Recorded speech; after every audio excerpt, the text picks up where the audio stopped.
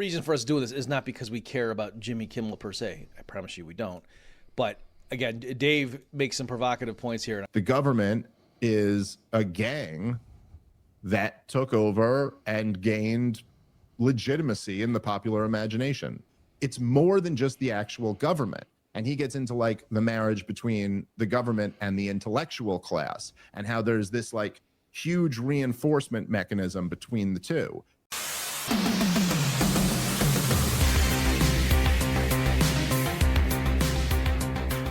Hi, Bob. Hey, Adam. So I see what you're doing here. Bob, you say, hey, let's occasionally sprinkle into our insightful analysis some literary critiques. And I say, sure, let's do this cool Batman story. And we do. And then we're about to do the book that you suggested, and then you just keep plopping up new things that we just can't possibly not talk about this week. What gives? What are you up to, man? Well, partly it is I'm agonizing over that first one that I assigned in case it doesn't live up to Batman.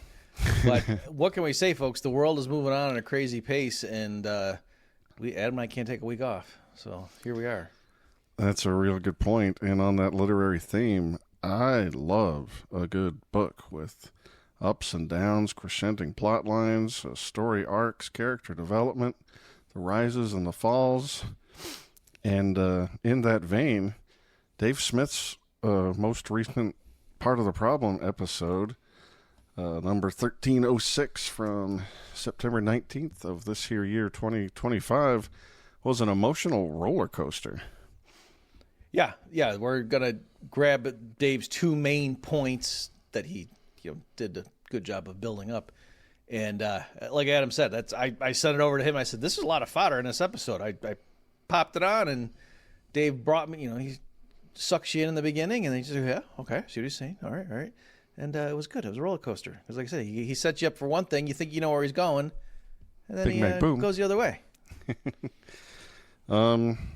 Yeah, it's either that or, again, you're just ashamed that you couldn't think of a book as cool as The Dark Knight Returns. Could be. But could be. Tough act to follow. All right. Would you like to set up the theme of this episode? Sure. Or the first clip we're going to play? Or... Yeah, I'm looking at the clock here. A good rule of thumb is that by 2 minutes in, the audience should have some clue what we're going to talk about. So, yes, it is the Jimmy Kimmel situation, which is evolving as we speak. As always, Adam and I are at a handicap here. For all we know, at this point, Tucker Carlson could have been awarded Jimmy's old slot by the time this thing airs. But as of right now, where we stand is Kimmel had made some remarks.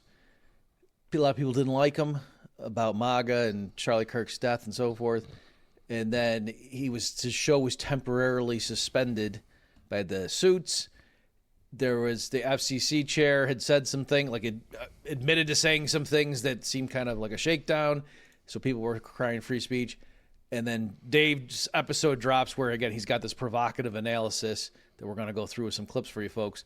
But then now as Adam and I are getting ready to record this, the news was today as we're recording that, in tomorrow's show that Kimmel's back. And so anyway, that does cloud a bunch of stuff that we may have been about to say. But in any event, we got to roll with the punches. The world is as it is.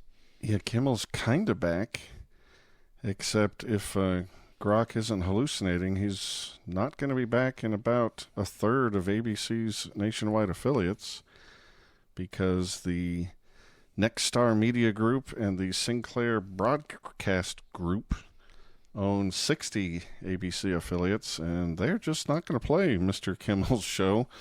I'm rooting for Hogan's Heroes reruns, but they'll probably just run some local news instead. And a third is kind of a lot. It'd be interesting to see how that's going to shake out. Mm-hmm. Folks, let's take a break from the action for this important announcement. If you care about your liberty and your financial freedom, you need to hear this. From October 10th through 12th, Mikkel Thorup, host of the Expat Money Show, who's been a guest on this program, is bringing together top experts from around the world for the Expat Money Online Summit, and it's completely free to attend.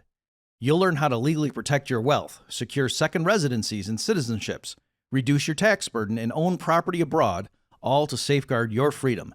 This year's focus is Latin America, where opportunity is booming.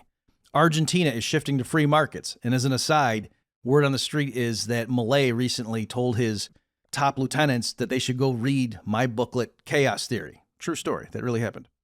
El Salvador is undergoing a dramatic transformation, and Panama and Paraguay are offering simple residency programs. A Plan B is no longer optional, it's essential.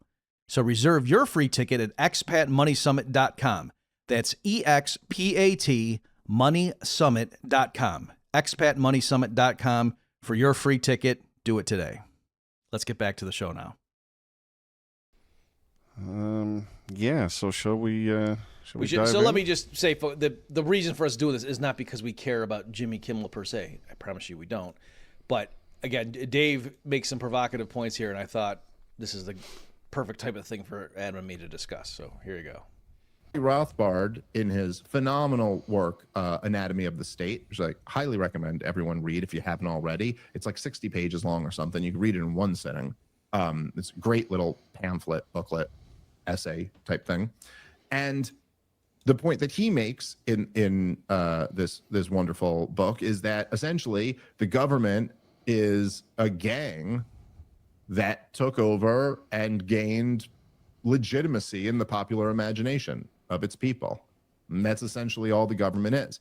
But as he even gets into in that book, it's more than just the actual government. And he gets into like the marriage between the government and the intellectual class, and how there's this like huge reinforcement mechanism between the two. And like the intellectual class doesn't really, let's just say they don't really command much value in a true marketplace. Like in a true marketplace, there's just not that much demand for people who are like, I go and read books or something like that. Or I teach sociology or something like that. You probably only need that many, and there's not that many people willing to pay that much for it. And you're just not going to become a multimillionaire off that. However, when the government decides that, like, they'll build public universities and libraries and back student loans and all this, they kind of make a market for these intellectuals that's much more lucrative than the market otherwise would be. And in return, the intellectuals find a way to justify the role of the state. Now, much like school itself, the role that these intellectuals are playing is essentially brainwashing, propagandizing the country into accepting the regime's policy. And in this sense, thinking of them as separate from the state is substantially less helpful and accurate than thinking of them as all part of one apparatus. Let's just imagine in Washington, D.C., you had like a think tank that was funded by weapons manufacturers that was arguing for war. Now, I know that's crazy. We would never find that in the real Washington, D.C., but let's just say, hypothetically, there was a think tank that's funded by weapons companies that's going to government to present policy papers saying why we need a big buildup in the defense budget. So here you have these weapons companies that are creatures of the taxpayer. They literally just sell their weapons to the U.S. federal government that buys them with our money, right? With our money that they took from us by force.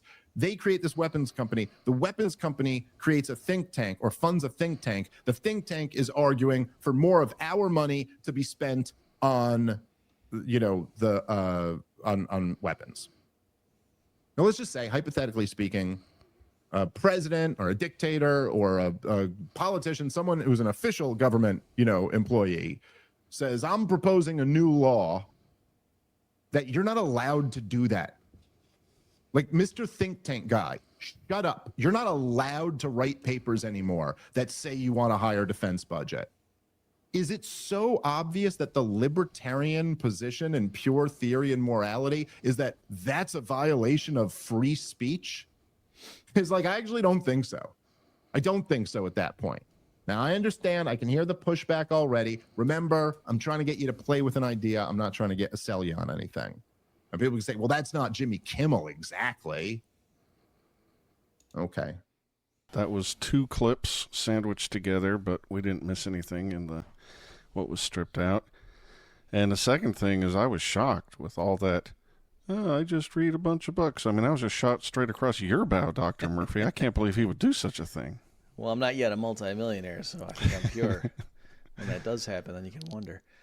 Yeah, my first reaction from watching that was, is Dave on drugs or something? Because I'm so used to listening to him at 1.5 speed when I hear him normally. I just like, what's wrong? Does he have a stroke? So, yeah, I think, pat myself on the back, I think I did a pretty good job of condensing down his first main point there into that short clip. But I really thought he did a great job there. He really got me with the weapons manufacturer. So again, big picture, it's probably obvious for people, but just to spell it out, what Dave is claiming in this part of the episode, and like we say, don't tune away. There's more in case you think, okay, I got this part down. He surprises you after he spends so much time doing this part of it. But what he's saying here is a lot of people are freaking out about, the Trump administration's violating free speech and the First Amendment rights. This is crazy. How can they do this? And his point, I hadn't seen anybody make the particular point that he made right there. And Dave is, again, he's trying to be a good libertarian. He's not just saying, and then later on, Adam, I'd love it if we can discuss some of these complaints. People are like, oh, yeah, you libertarians, you just die on your principles. We're getting crushed out here, and blah, blah, blah, that kind of stuff. They're shooting Charlie Kirk, and you're worried about violating Jimmy Kimmel's free speech right.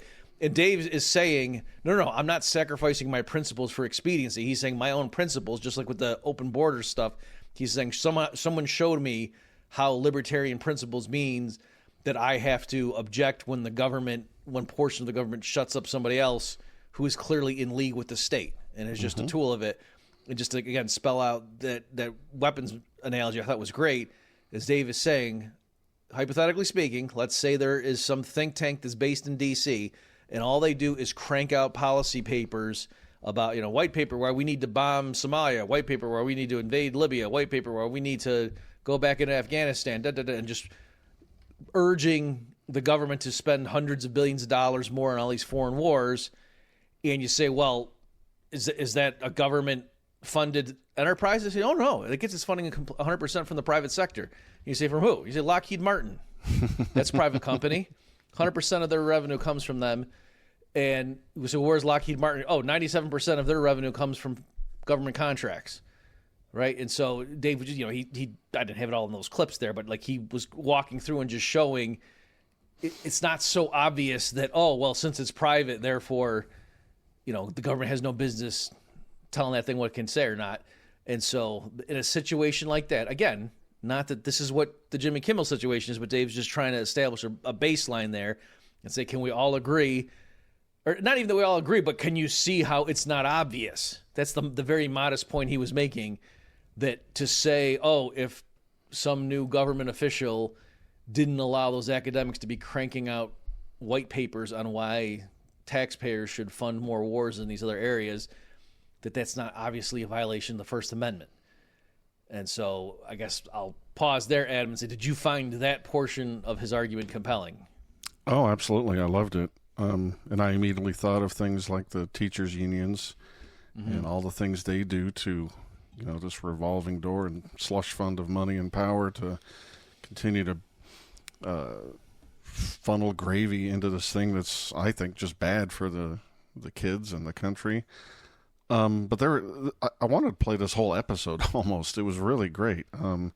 I like that he touched on Rothbard's Anatomy of the State, just to tell people what the state actually is. I like that he brought up Curtis Yarvin's cathedral concept to say, yeah, it's not just the government employees, but it's the media class and these corrupt industries that are all sort of networked together in a sort of a cabal that we sometimes call the swamp or the deep state.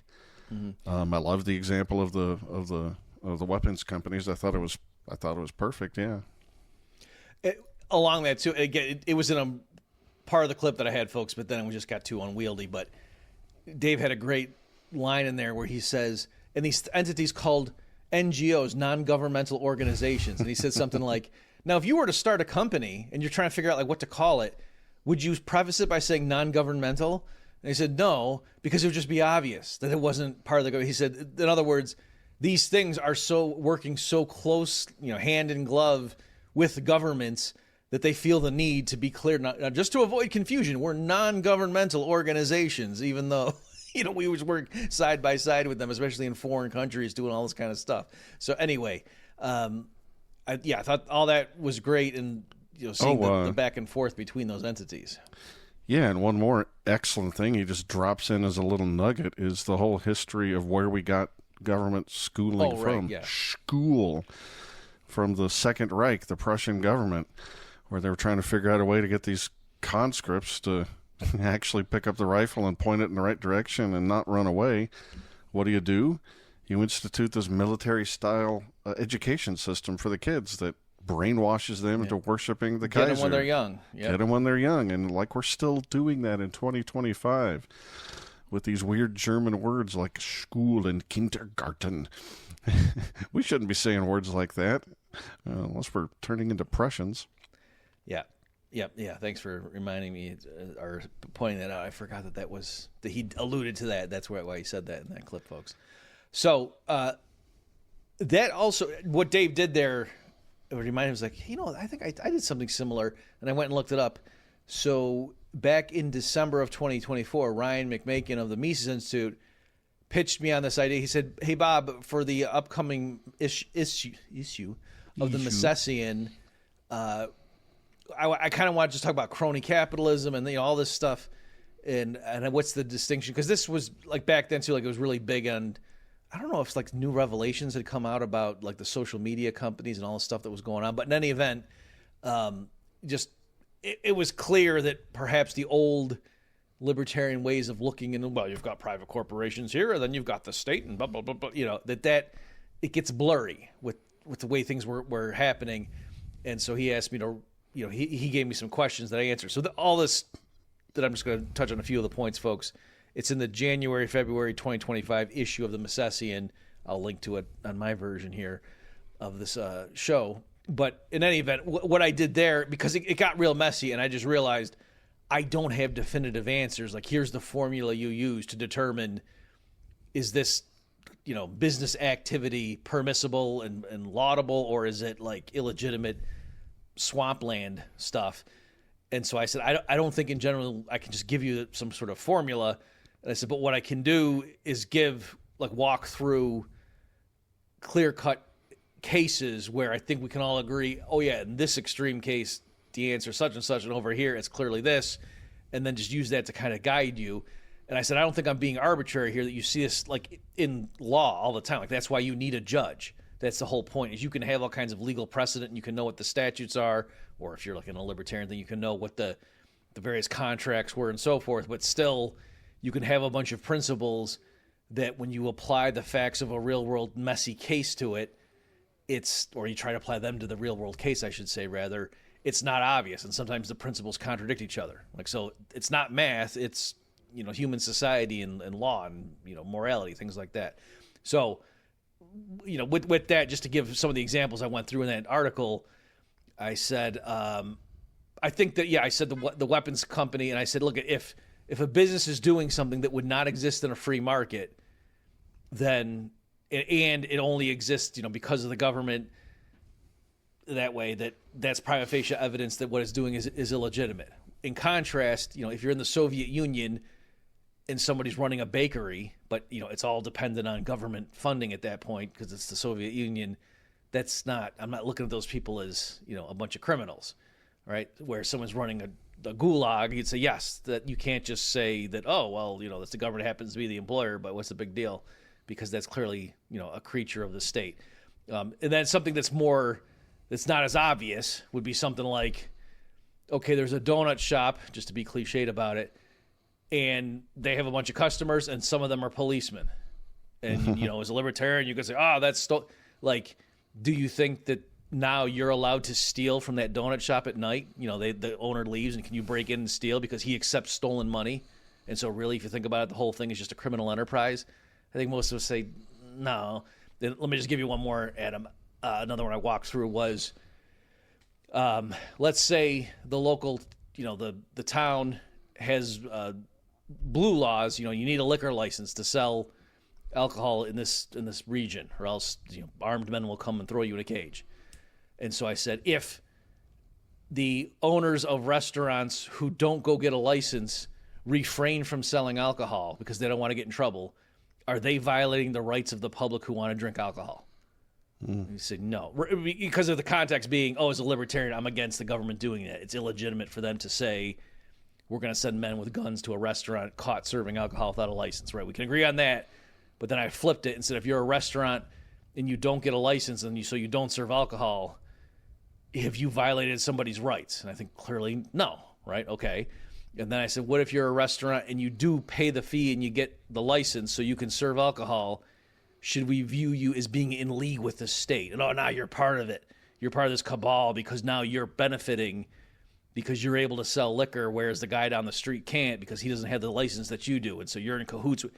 And I walked through it and I said, it depends. That I think if, you weren't lobbying for the license, sure, as a thing, but you just went and applied for it, you got it, and you didn't have some kind of backroom deal where, you paid a bribe or something to the individual and paid less than the official price, or he picked you over the other guy for corrupt reason. Just in general, I think that's good. And like, if everybody, quote, did the right thing and refused to participate, well, that doesn't help the public either because then no one gets the alcohol. Assume you think people should be able to get alcohol, right? So whereas if somebody was, spending money and lobbying for the licensure, knowing, in the new equilibrium, we'll be able to pay this fee better than our competitors, and so we'll be able to serve alcohol, and they won't, then clearly that would be illegitimate, right? So anyway, I was just walking through a bunch of examples. Like, I'll stop here, Adam, but you get the idea that I was saying it's not obvious when you go through this stuff, but I think you can construct hypotheticals where it's pretty clear, how the principles. There's one more. In general, paying wages to people is fine, right?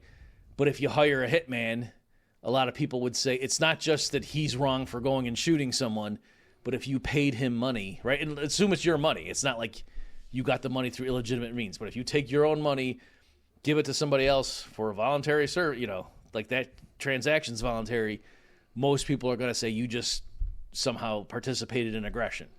And so I think that also allows you to like sort of cast judgment on a lot of these situations where it gets really complicated. Like, there's the state over here, private businesses over here, there's some interaction going on, and it's kind of hard to disentangle all that. I'm glad you went through that whole mechanism of trying to figure out what's legitimate and what wouldn't. I'm gonna point back to that here in a few minutes. I still can't believe you just arbitrarily threw out the gulag thing. You didn't, in your small town you grew up in, you didn't see Bob's Friendly Gulag on the corner? That wasn't a thing? Unless you're referring to school. School. You know where else you won't have any danger of being locked up in a gulag? Where is that? That's in our very non-ham-handed segue to our sponsor. The swanbrothers.com/cross is where you go to get all sorts of merch and swag for promoting your business. And let me tell you, Bob, the Libertarian Party of Nevada that I am affiliated with just went and tabled at a fancy Auto Fest show where they parked a bunch of cool cars all around this country club, the driving range and the 18th green, and real pretty, good time. And a whole bunch of entities such as us were out there tabling and trying to market their businesses. And so I saw a whole bunch of examples of merch and swag and people trying to get their business name out there with fun items and attractive clothing so that their brand will be out there, eyeballs looking at it. And let me tell you, not all merch companies and swag companies are the same. Some of them are real bad.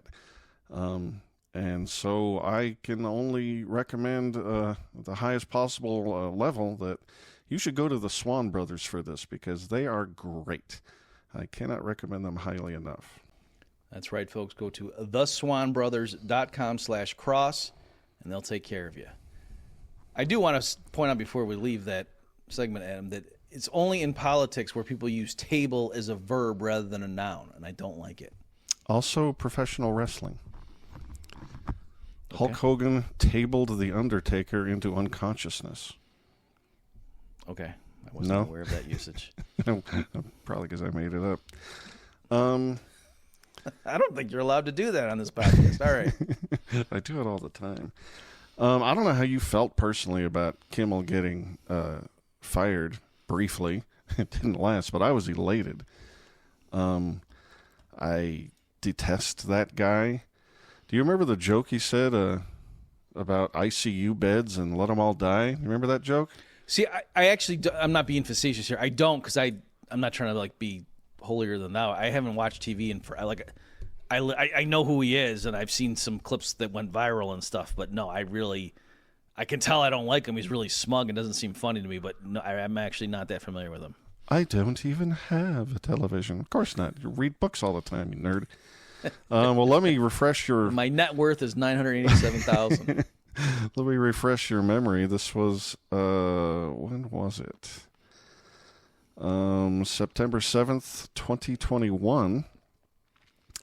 Jimmy Kimmel is in his opening monologue, and he's referencing Dr. Anthony Fauci's comments on TV about how all across the country, hospitals are having really difficult ICU bed choices because they're crowded. And so Jimmy Kimmel says, quote, "That choice doesn't seem so tough to me. Vaccinated person having a heart attack? Yes, come right in. We'll take care of you. Unvaccinated guy who gobbled horse goo? Rest in peace, Wheezy." Audience laughs, clap, ha ha ha. Jimmy Kimmel's oh so funny. I would have liked the ABC to drop him right then and there, but it didn't happen. So I detest that guy. I only object that the FEC got involved because I just don't think it should exist. And as Dave says here later in the clips we're going to play, it's the market that is coming to the rescue here. It's kind of goofy to rely on government. And that brings me to some of the criticisms I had. I guess I'm gonna run them by you and see if they hold water. Does that sound all right? Mm-hmm. In fact, I'm gonna transport a little segment we've got on my Haman Nature YouTube show over here to these crossovers. It's a little segment we run anytime one of our libertarian heroes maybe stumbles a little bit, or you notice he's got a little bit of feet of clay on some sort of an issue or another, and so he makes a mistake and we point it out. And it's called, "Hey Hero, your fly is down."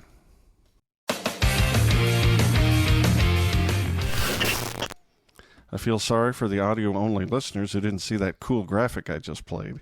I feel sorry for the video watcher. I had to see that graphic. I think we need to have border control on these episodes. So, yeah, Dave makes the arguments we discussed before.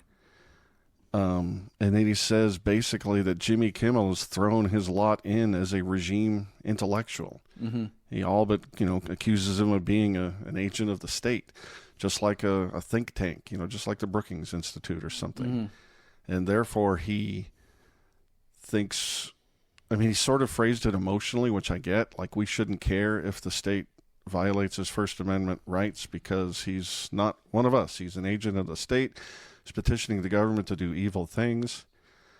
And I get that, except there are two big problems. It's hard for me to really take seriously the idea that, remember, we're going to use state power to silence these people, the FCC, right? It's not like Elon buying Twitter. So are we really supposed to think that the regime is going to silence the First Amendment rights of regime intellectuals that are in its service? That just doesn't seem like a mechanism that can ever make any kind of sense. What say you? Yeah. So, to be clear, folks, it's not that Adam and I choreographed this. We're having a genuine discussion, and you're just going along for the ride here. Right. It reminds me. I don't think you and I discussed it, but recently I've been tackling the idea that they should ban private equity from getting into residential real estate. Like Cenk Uygur said that when Tucker had him on for his memorial, as it were, to Charlie Kirk, and he had Megyn Kelly, Scott Adams, Cenk Uygur, and then some priest that I didn't know at the end. And that was one of the things Cenk Uygur said. Like, hey, I disagree with Charlie Kirk on a lot of stuff here, but we agreed that they should ban private equity from getting into real estate. And I was talking about it on social media with people, And that was one of the pushback is people were, oh yeah, sure, Bob, in a free market, we agree with you that would be crazy. But right now the deck is stacked so much that they got all these sweetheart deals and all this cronyism going on that it's not fair. And yes, Blackstone, they might have said BlackRock, but they meant Blackstone and all these other places coming in, having all these advantages and screwing people over, and it's hurting us. And so, yes, if some populist comes in and is going to put a stop to that, then I'm all for it. I'm not crying crocodile tears over them. And so I made that same point that you did. And so your point is the government has all these sweetheart deals cooked up to help these big, powerful corporations to, swoop in and take over real estate and everything. And your solution is going to be, hey, government, can you stop these guys from taking advantage of all these sweetheart deals you cooked up behind closed doors? We're not going to touch the sweetheart deals. Right. That's complicated and difficult. Right. We're just going to say if you're a private equity firm with, assets greater than $500 billion, we won't let you buy a residential house. I can't think of any way these smart guys could get around a rule like that. Yeah. So anyway, people. So again, not that I think you agree. We're not saying we've just proven it's literally impossible. Sure. But just prima facie, that seems like a weird thing that you're saying. Yes, certainly that's not a great strategy. I would think that why don't we huddle and come up with something better than right. What if we ask the government to not keep screwing us? But no, not to not keep screwing us, but to fumble the ball at the 1 yard line or something after they cheated or so. I can't even think of an analogy of what we're asking them to do. But anyway, that was complicated. I can't wrap my mind around that. So yeah, there's that practical sense. You're asking the regime to eliminate or silence the regime intellectual. I don't see that happening. Yeah, but that's what it is. It's we realize the other team is paying the refs and they're throwing the game. They just keep throwing these crazy calls against us. And so what we do is we go up to their running back and we say, okay, right when you're about to score the winning touchdown, we want you to fumble on purpose. And we're going to pay you to do that or something. So that's our plan. All right. But there's another element too. Like you, I am an anarchist. I think the government is illegitimate right at step one. It doesn't have the right to steal your money to finance itself, and it doesn't have the right to exclude competition by force. I disagree that it exists, but here we are, and it does exist. And Dave's example about the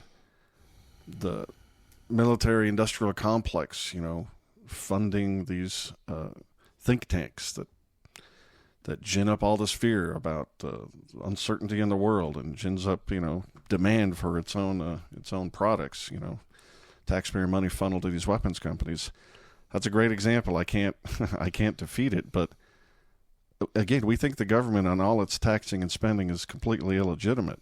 So wouldn't his critique apply to any advocacy group? Right. From as little as funding a library, people who lobby for tariffs. I mean, these are regime intellectuals, right? Mm-hmm. Or again, the teachers' unions is a pretty obvious example, but also Social Security. We shouldn't allow people to lobby for that either because it's illegitimate. What about food stamps? Literally everybody who lobbies for government action as a, quote, intellectual is a regime intellectual. And so where does it end? And I'll put a button on it by saying this sort of behavior, from petitioning for food stamps to the library to coming up with reasons why we need to get into wars to support these defense companies, all of this is under the label of the right to petition your government, right? I mean, you and I don't think that government should exist because it's illegitimate, but it does. And that's just petitioning your government, right? And it's just a question of degree. So, yeah, what do you think about that? It's not even a question of degree. It's the question of, do you favor these interventions or whatever? I'm trying to get my bearings on this. So, and I would encourage people, because you threw out a bunch, like the Social Security one, a lot of this stuff gets really nuanced, right? Like if it's someone just saying, no, I paid in, don't cut my benefits because I want to, there you could get into well, is he advocating to get just more above what he would have gotten if he had just been able to invest it himself, that kind of thing. Yeah, because maybe just to take a step back, just in general, what if, change the analogy, what if some new populist, what if Trump just said no one's allowed to vote for Democrats? Like we're just going to have the police literally stop people from going into the voting booth, or they'll profile them based on things that overwhelmingly will impact Democrats.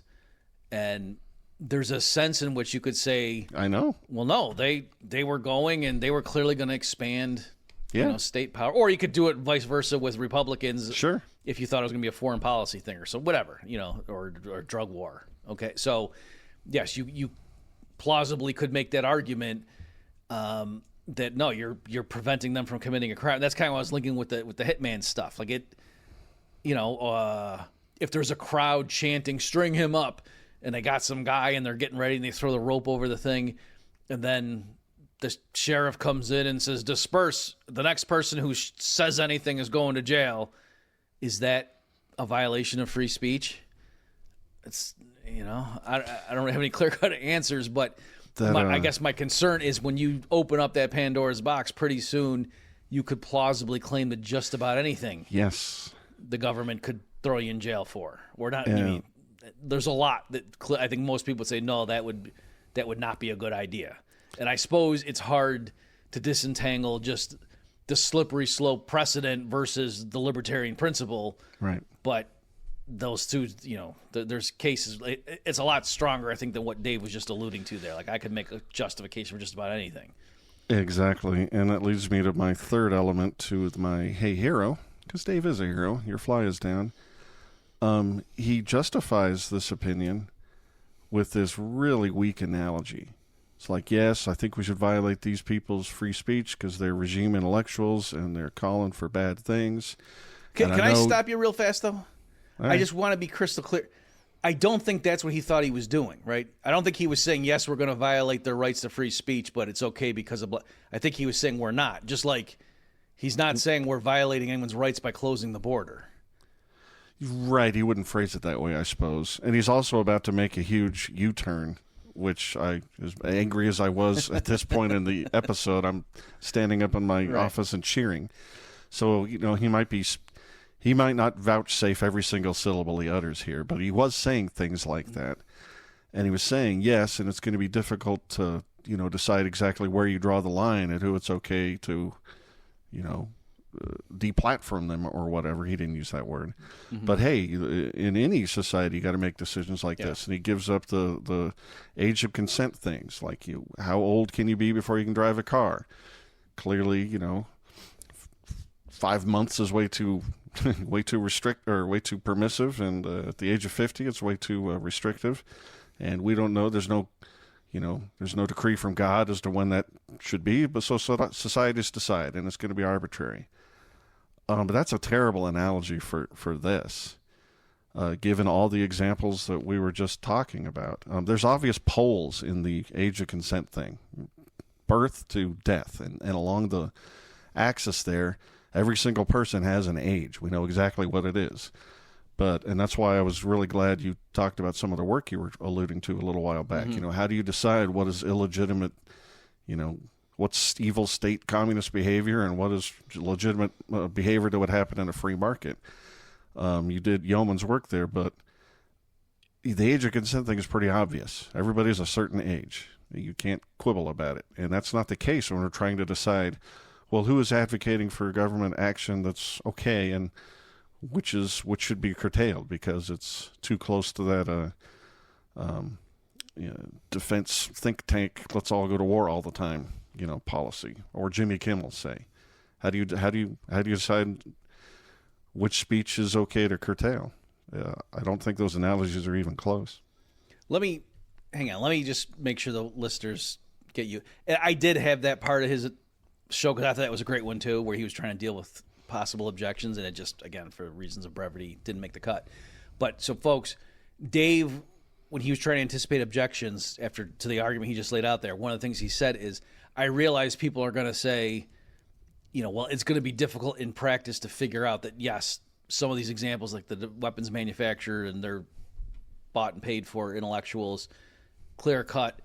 Other ones, just some random guy. Dave didn't say this, but I think he would say, some guy that's just got like a coexist bumper sticker on his car, you could plausibly argue, oh, that's going to lead to more statism because I know what he means by that. And so therefore we should Right. impound his car, and therefore we're protecting liberty and don't worry about violating his property rights because he's a statist thief, right? You could, but I think Dave would say, no, that'd be crazy. You can't do that. I agree, of Right. course. Okay, and so Dave said, but hey, just because it's arbitrary doesn't mean we can't act. And then as Adam's saying, Dave brought up, there's other cases where there's Walter Block calls them a continuum problem, where there's clear-cut things once you go one way or the other on this continuum.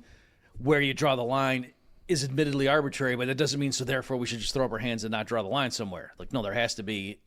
And so Dave's saying the same thing here. That does Jimmy? He thinks it's clear-cut Jimmy Kimmel is part of the regime, and that whatever you think that entails applies to him. And we can quibble about other cases, but in his mind, that's like the 50-year-old should be allowed to drive. Sure. I'm not even arguing that point necessarily. Right. Again, after he made that wheezy joke, I was done with him. Right. So now I'm turning back to you. Were you saying the difference there between those things is that with age, yes, the age we pick is admittedly arbitrary. You could go a few years one way or the other, and reasonable people could disagree, but everybody can agree on what someone's age is, like what it means to be closer to 50 than further away from it, whereas it's not even as obvious, let alone where to draw the line, but even how we would map out and place people on the continuum of more or less in favor of the regime or tied to the regime. Is that the point you were making, that it was? Yeah, I think one is an obvious straight line continuum with poles, and the other thing is just much more fuzzy and arbitrary, and it's not easy. Like, we all know exactly how old that 18-year-old is, but we don't even know how to evaluate a $100 million library. How about a $50 trillion library? Okay. Or even like different individuals. Like, Charlie Kirk's a good example. Sure, yeah. When he got, my first reaction, besides being shocked, was I was saying to people, like, he's like moderate. Like, why would just someone take him out? You know how many more nut jobs I know, I talked to on Thursday than him? And so, see, I said Thursday, not on Monday, because I talked to you on Monday. So that was my reaction. Whereas when I saw the outpouring and all this hate-filled bigot and blah, blah, blah, I was like, what the heck? Are you kidding me? And so, like, you guys got to get out more. You don't know the right wing very well.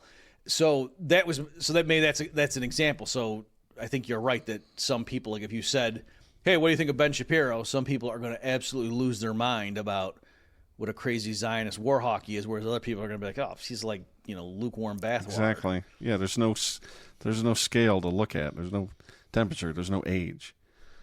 Okay, so I think that's fair enough. Since we're just riffing here, I would say, as a bookish intellectual who really has no value except commenting on hypotheticals in this other society that doesn't exist. Yeah, value. Just no value in the free market, Bob. But people like J.K. Rowling, or people who don't care for trans rights too. And she just invented this whole world that doesn't really exist. So likewise, we're talking about libertarian land. I mean, for number one, road owners can make that decision, right? It's not that we as a society have to decide.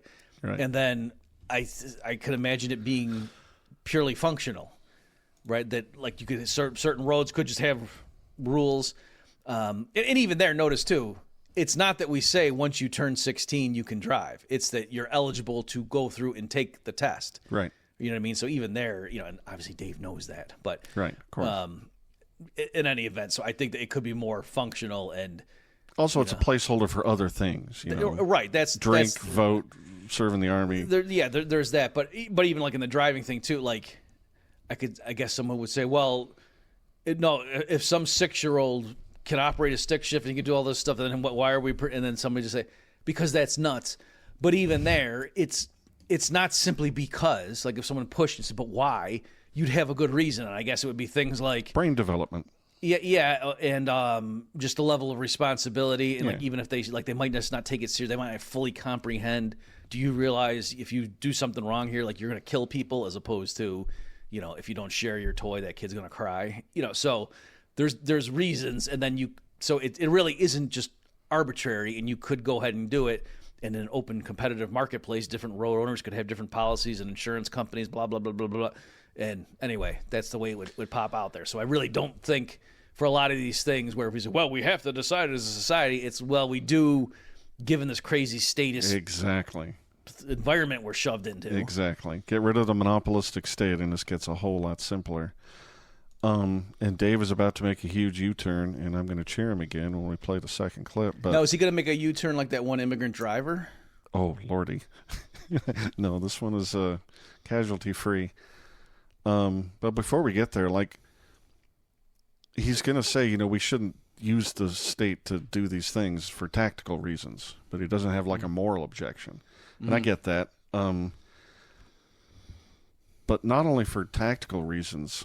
Like, you've heard people on our site complain that these are leftists we're talking about. They don't have any principles. When they're out of power, they appeal to our principles so that we'll let them have free speech. And the second they get in power, they throw us all off social media and give us a number for the gulag.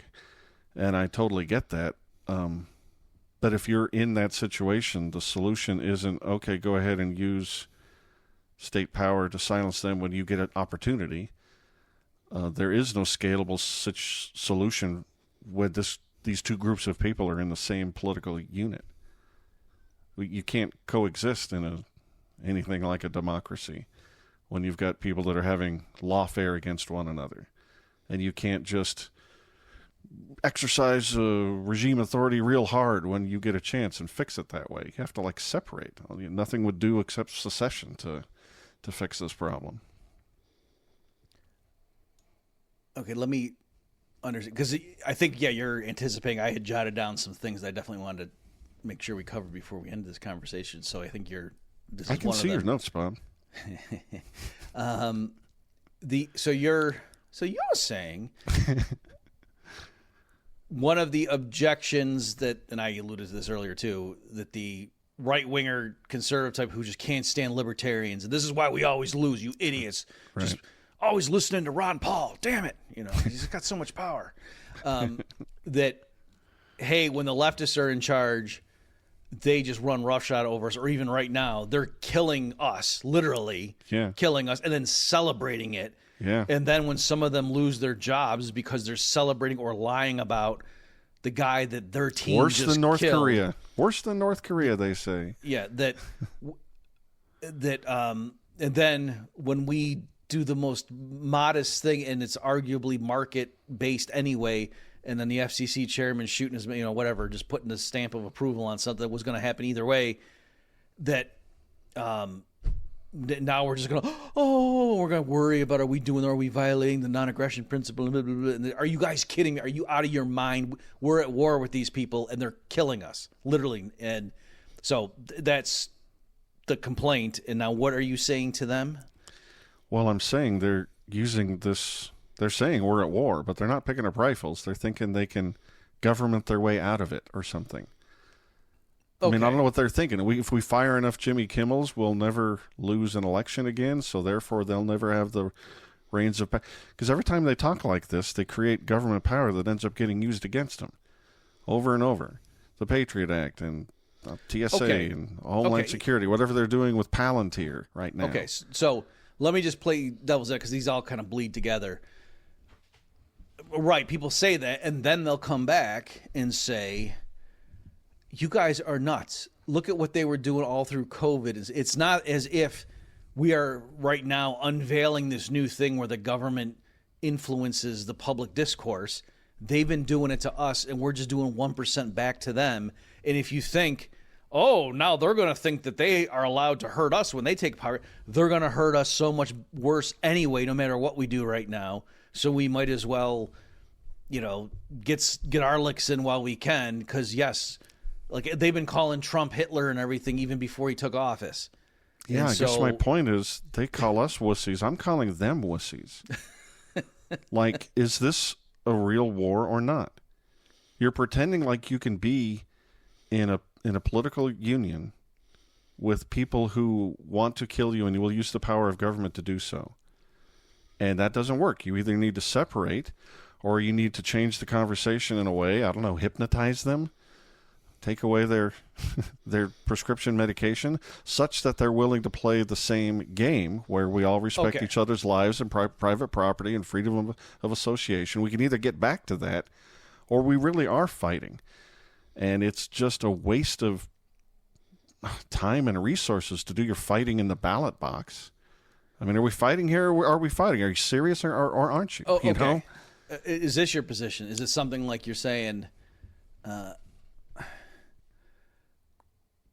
right, guys, if you took me, Adam, to be saying, no, guys, we had Jimmy Kimmel I will defend to the death his right to say what he wants to say up there, and I'm just going to tell people, if you disagree with what you just heard, I urge you to vote for State Representative Jose Sanchez, and and you're saying that's not what my deal is. And so, yes, that would be ridiculous if that's what you think I stand for, and yes, if there are certain libertarian types that are into that stuff, then that's ridiculous.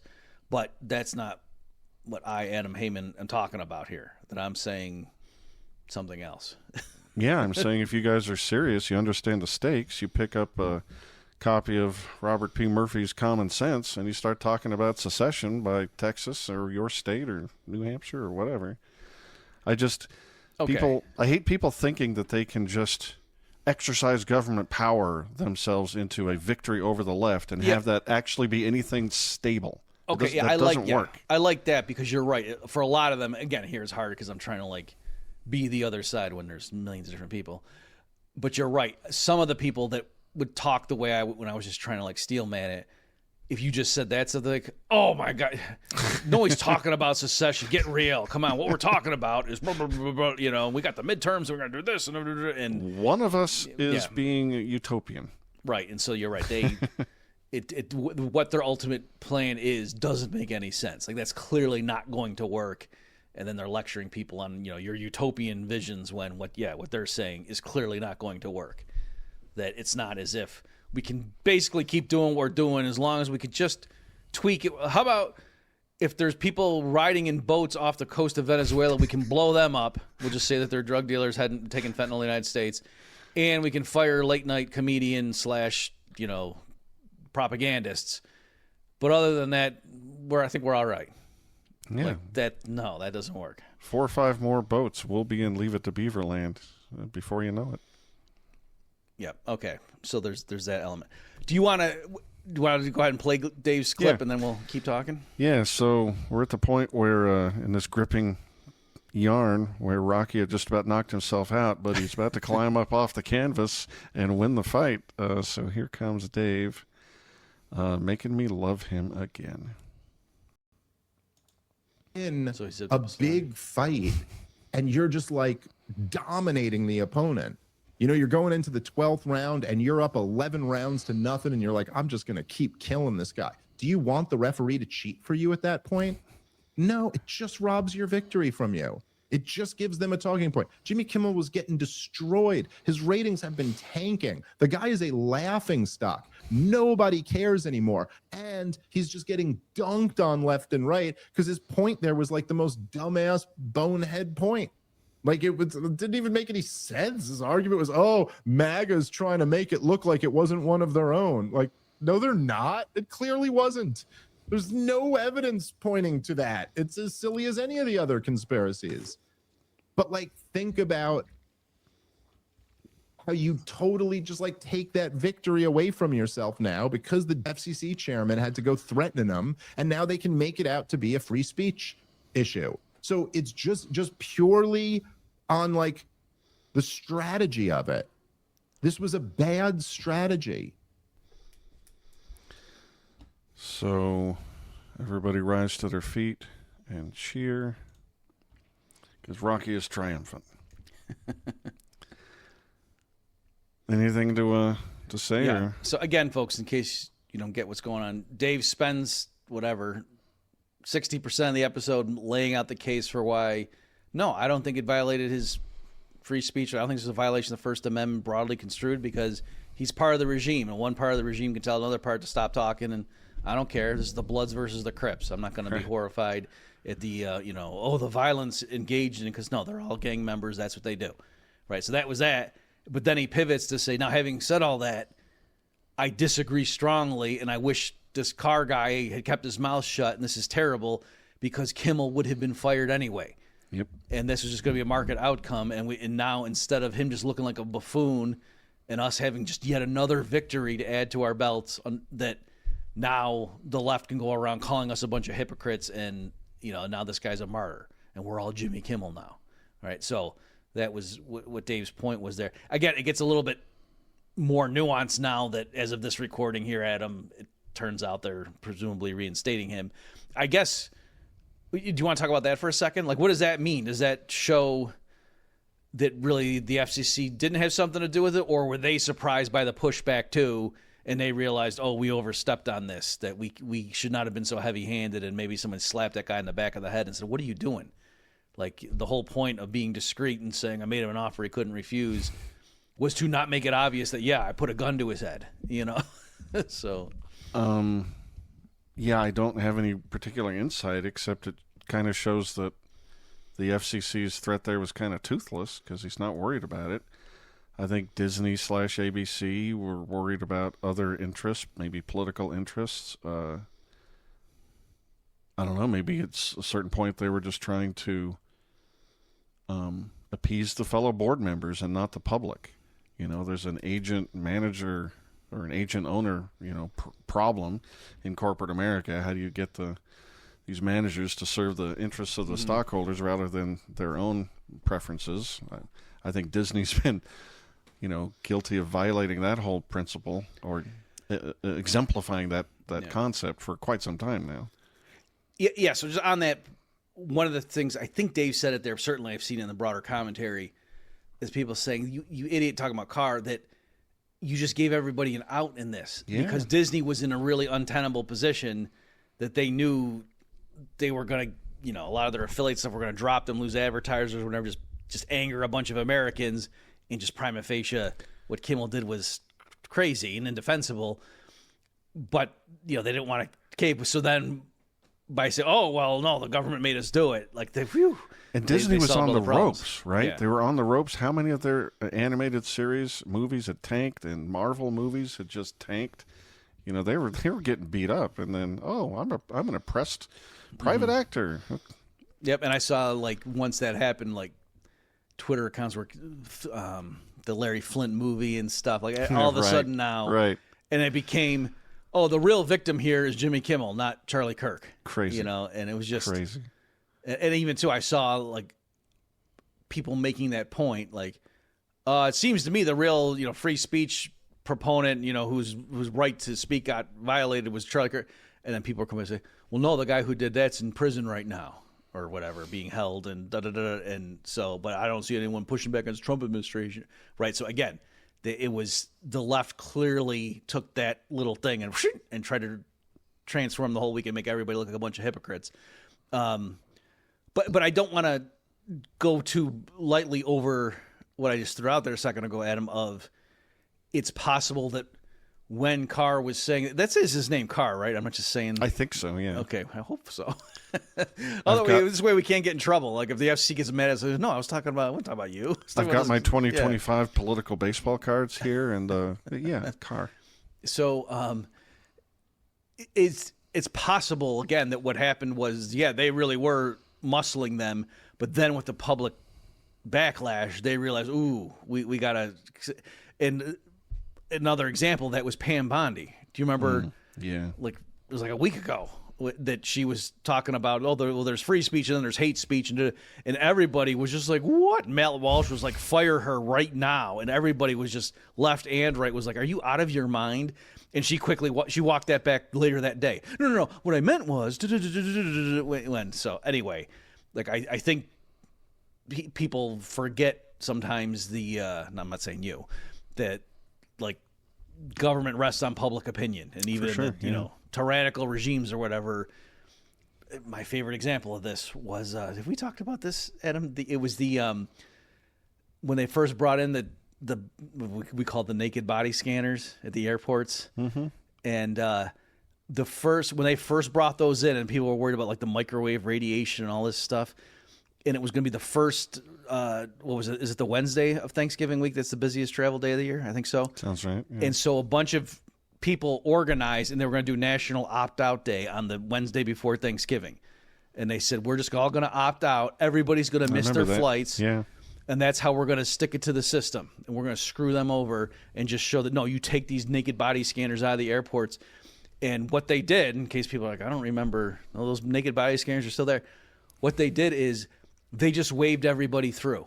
Yep. Like all these people were opting out, and they had this coordinated thing that, oh, this is gonna be great. We're gonna fight back, empower the people, and they just waved everybody through. No, go ahead, go through the metal one. I don't care. No planes crashed, and they kind of just fizzled, right? And they still have the naked body scanners, and nobody missed their flight. And so, anyway, now presumably, if there really was some sort of security threat, and it was like, no, we need these things, then they wouldn't have done that. But the government didn't care. Say, no, this isn't about your safety. Just go ahead. Almost like these two things aren't connected. Yeah. So it's crazy. Anyway, but my point on that was, again, like they didn't want to deal with the mob and all that. You know what I mean? Like it was just, okay, they don't care. So anyway, like with this stuff too, the fact that he said that or whatever, oh, you guys are really upset. Okay, never mind. Or, Pam Bondi. There's hate speech and then there's this free speech and a lot of people disagree. Okay, yeah, then that's not what I meant. So. Words are so complicated. We're real close to the end, so maybe I shouldn't even open this topic, but good Lord, man, why do we have an FCC? Like, we never should have had one, in my opinion, parsing out these government licenses for, areas of the spectrum. But now, we've got all this other technology by which we communicate to one another that doesn't have anything to do with that. What are we still doing with an FCC? I mean, there's... It's like Pony Express czar. Right. Well, and the decency, too, right? Like, because you right. wouldn't want young kids to be able to get, see naked pictures or hear bad words. Government's got to keep that from happening. Come on. I mean, yeah, I actually don't even know. I was going to say, well, I can tell you what the official reason is versus what I think. At this point, I don't even know what their official rationale is anymore. Like, it's been so long since I've been acquainted with that. Well, one of them is to prevent, chaos. One person just blasting through the spectrum that's assigned to others, as if property rights wouldn't handle that. But, like, one of them is, how do they phrase it? Like fair and equal use or something? Like you'd hate to have, thank goodness we have a government, or like one particular network would just be totally left-wing and another one would be totally right-wing. We couldn't have that, right? Yeah. Fair use, excuse me? What's funny, just since we're talking about that stuff, I remember when Fox News first came, because remember how it used to just be Fox, like they had like the werewolf show and stuff. I remember that. Right. My brother used to watch that. And then like they started doing news and it was Fox News. And they had a story where like the reporter went out and talked to a bunch of people who gave the other side on some environmental issue. You know what I mean? Like it was like local ranchers getting screwed over because of some zoning or something that was going to protect the spotted owl. I'm making stuff up, but it was something like that.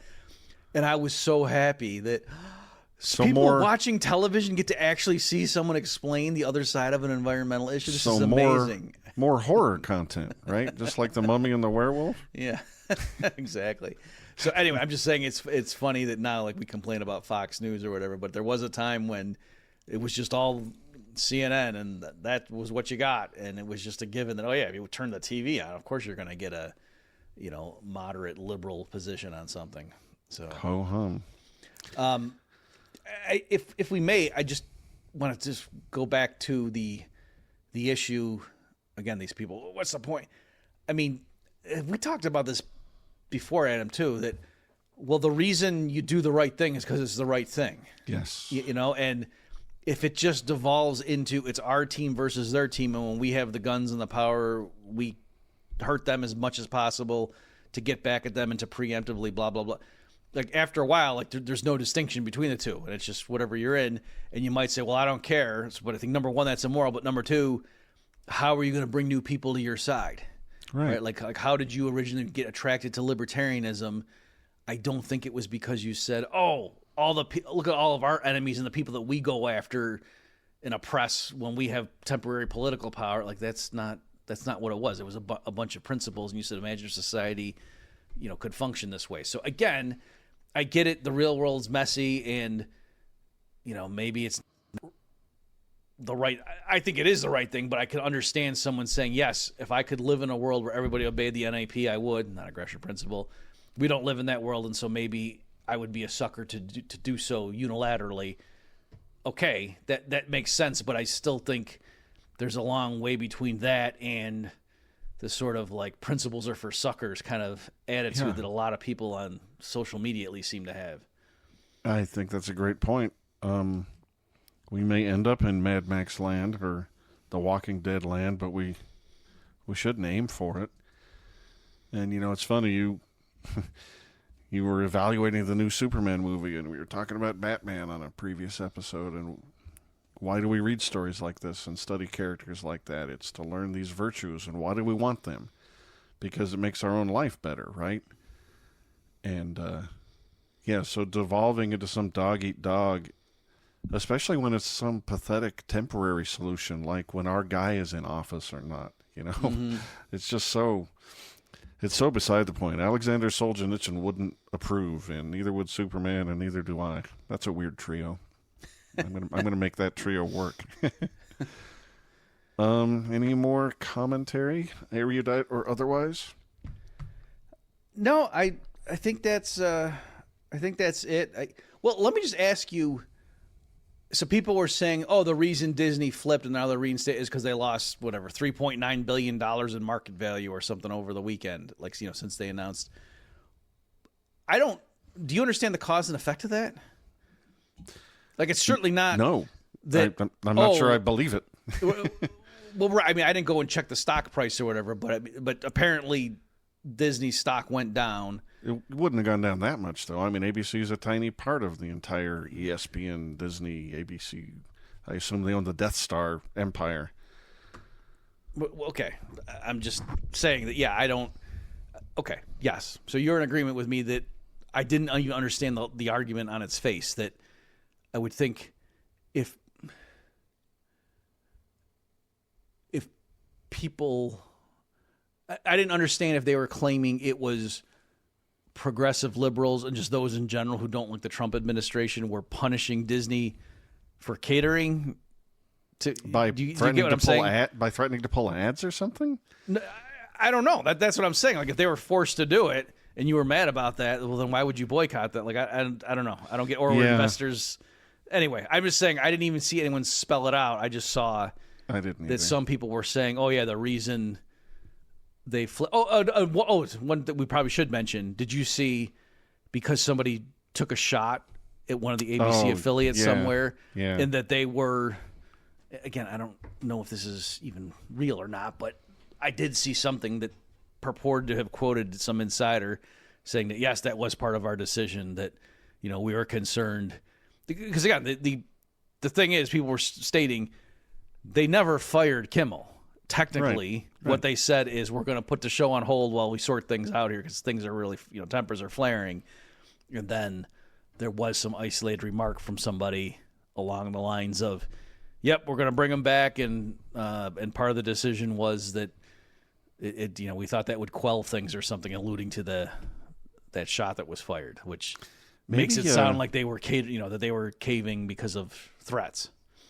Maybe they just thought, like me, that if they announced they were canceling Kimmel, the stock would shoot up, and that didn't happen. So they just reversed course and said, "I don't understand entrepreneurship." Right. Yeah, that's the thing, is some of the people were being cynical and saying, "Oh yeah, they're just doing it because of." But I was gonna say, okay, but then on your own theory, like, does that mean that therefore this really wasn't a market outcome? Anyway, again, since you don't have a clear-cut explanation yourself, I guess we could probably stop trying to get inside the head of the people saying that. Yeah. Sorry, ladies and gentlemen. I do not know. I did hear about that guy that shot up the ABC studio thing. I read on the internet that he was really a guy who was mad at a taxi company, but he's dyslexic, so he thought the ABC building was a CAB building, and so he just shot it up by mistake. I read that on Twitter. Be careful where you get your news, people. All right. Maybe we should go table some more conventions. It's a verb. Check out theswanbrothers.com/cross for all your merchandising, branding, fundraising needs. And let's face it, folks, you're probably listening to this episode on The Bob Murphy Show, and why wouldn't you? But if you found this entertaining, please go check out my little show, Haman Nature, Haman. Use quotes or you get a Michael Jackson song. I have my own show, independent from Bob, and also check out my Substack on the same name. And if by some miracle of the algorithm it's going the other way, check out the Bob Murphy Show, where Bob talks about all sorts of smarty pants things that will entertain you and make you smarter. Any closing thoughts, Bob? No, I got to run. I got to go catch my ABC. See you next time. Bye-bye. Thanks, everybody.